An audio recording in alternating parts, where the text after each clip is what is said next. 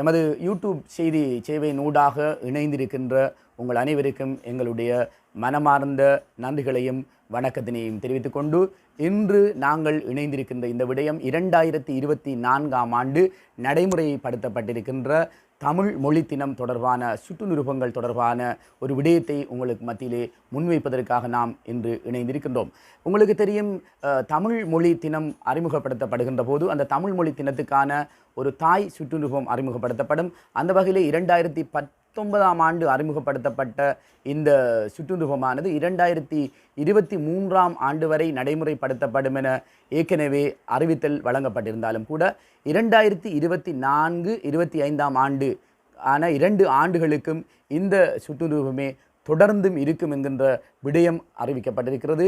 ஆகவே இந்த முறை தமிழ் தின போட்டிக்காக மாணவர்களை தயார்படுத்துகின்ற பாடசாலைகள் இதனை ஒரு தாய் சுட்டு நிருபமாக கொண்டு இந்த சுட்டு நிருபத்திலே தான் என்னென்ன போட்டிகள் இருக்கின்றன, அந்த போட்டிகளுக்கான விதிமுறைகள் என்ன என்கின்ற விடயங்கள் உள்ளடக்கப்பட்டிருக்கும் என்கின்ற விடயத்தை நீங்கள் கவனத்திலே கொள்ள வேண்டும்.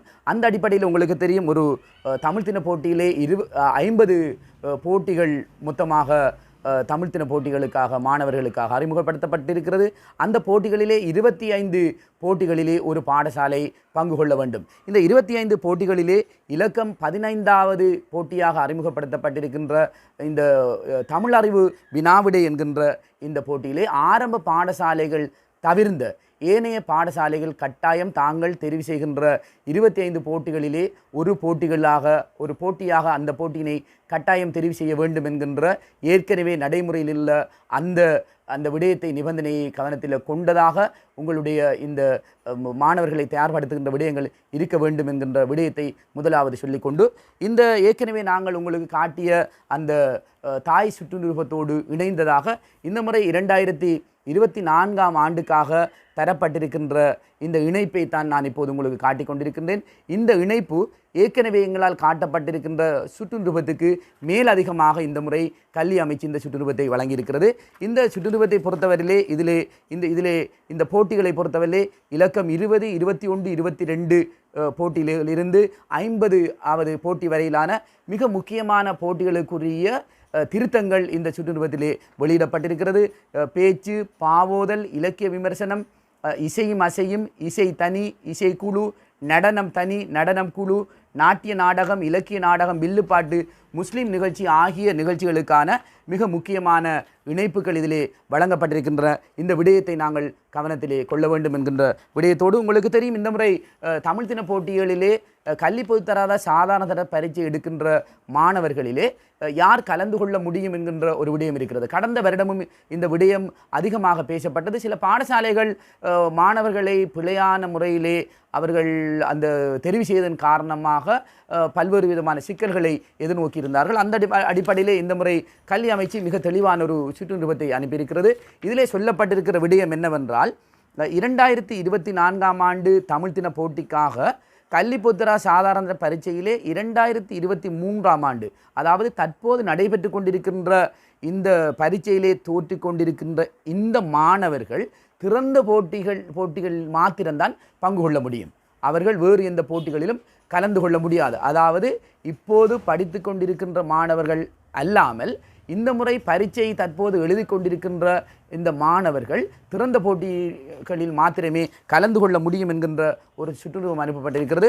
அந்த விடயத்தை நீங்கள் கவனத்திலே கொள்ள வேண்டும். அதே போன்று இலக்கண போட்டியினை பொறுத்தவரையிலே இலக்கண போட்டிகளுக்காக 2023ஆம் ஆண்டு அனுப்பப்பட்ட சுற்றுநிறுவனம் உங்களுக்கு தெரியும். அதிலே உள்ளடக்கப்பட்டிருக்கின்ற விடயங்களை நாங்கள் கவனத்திலே கொள்ள வேண்டும். அந்த வகையில் இலக்கண போட்டியானது பகுதி 1, பகுதி 2 என்கின்ற 2 பிரிவுகளிலே வழங்கப்பட்டிருக்கிறது. அது போட்டி இலக்கம் 6, போட்டி இலக்கம் 7 என்கின்ற பிரிவு 4, 5, 2க்குமாக இந்த சுற்றுநிறுவனம் 2023ஆம் ஆண்டு வழங்கப்பட்டது. அது இந்த முறையும் தொடர்கிறது.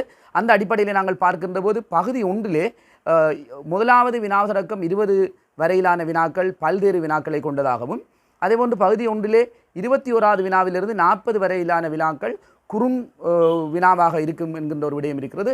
ஒரு வினாவுக்கு 1 புள்ளி வீதம் அந்த பகுதி 1லே 40 புள்ளிகள் வழங்கப்படும்.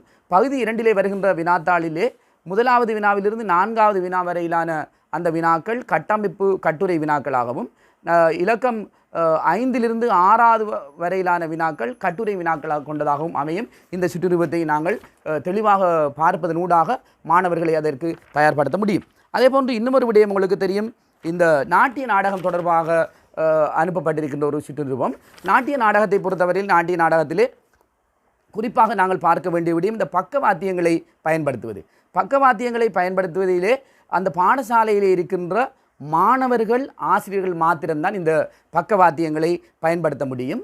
சில வேளைகளில் உங்களுக்கு தேவை ஏற்பட்டால் வேறு பாடசாலைகளிலிருந்து மாணவர்களையும் நீங்கள் இந்த பக்கவாத்தியங்களுக்காக இணைத்து கொள்ள முடியும் என்கின்ற ஒரு விடயம் இந்த சுற்றுருவத்திலே சொல்லப்பட்டிருக்கிறது. அதே போன்று பாடசாலைகளை கடமையாற்றுகின்ற அபிவிருத்தி உத்தியோகத்தர்களை இந்த போட்டிகளுக்கு நடுவர்களாக பயன்படுத்த முடியாது என்கின்ற ஒரு காட்டமான ஒரு விடயம் சொல்லப்பட்டிருக்கிறது. அந்த விடயத்தை நாங்கள் இந்த முறை தமிழ் தின போட்டிக்காக நாங்கள் கவனிக்க வேண்டும். அதே போன்று இந்த முறை பாவோதலுக்காக தனியான ஒரு சுற்றுருவம் வழங்கப்பட்டிருக்கிறது. பாவோதலுக்காக என்னென்ன கருப்பொருட்கள் வழங்கப்படுகின்றன என்ற விடயத்தை இந்த சுற்றுருவம் இணைப்பாக மிக தெளிவாக சொல்லுகின்றது. அதே போன்று உங்களுக்கு தெரியும், கிழக்கு மாகாணத்துக்கு மாத்திரமாக வரையறுக்கப்பட்டிருக்கின்ற இந்த நாட்டுக்கூத்து, அதாவது நாட்டுக்கூத்து என்ற கலையினை நாங்கள் அழிந்து விடாமல் பாதுகாக்க வேண்டும் என்கின்ற ஒரு அரிய முயற்சியாக இந்த நாட்டுக்கூத்து என்கின்ற விடயம் சேர்க்கப்பட்டிருக்கிறது. ஆகவே இந்த விடயங்கள் அனைத்து விடயங்களையும் கருத்திலே கொண்டதாக இந்த முறை நாங்கள் மாணவர்களை தயார்படுத்த வேண்டும் என்கின்ற விடயத்தை சொல்லி இன்னும் ஒரு காணொளியிலே நாங்கள் உங்களை சந்திப்போம். தொடர்ந்து எங்களுடைய இந்த யூடியூப் சேனலுக்கு உங்களுடைய ஆதரவுகளை வழங்குவீர்கள் என்ற நம்பிக்கையோடு உங்களது விடைபெறுகிறேன். நன்றி, வணக்கம்.